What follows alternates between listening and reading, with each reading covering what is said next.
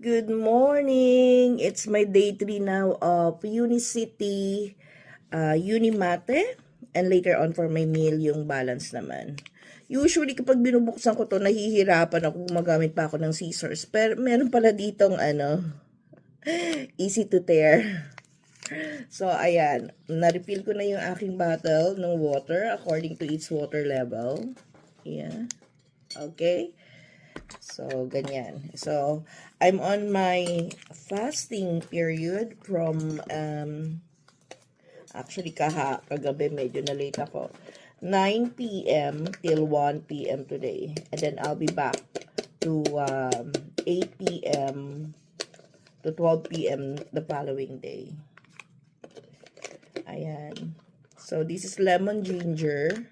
Alright. And then, of course, shake lang. This will cover my fasting period para hindi ako masyadong nagugutom and nagkikrave.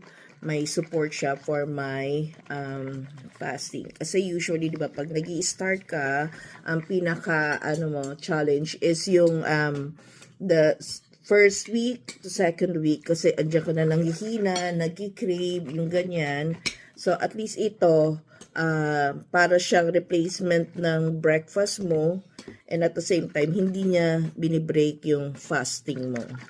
Para din siya yung kapag umiinom ka ng black coffee. So, ganyan. So, eto naman kasi may strength booster siya, may memory booster, and may other benefits pa. Ang ganyan. Alright. See you again. Tingnan natin yung progress. Ayan. Nagdo-double chin. So, tingnan natin kung saan tayo makakarating. No filter.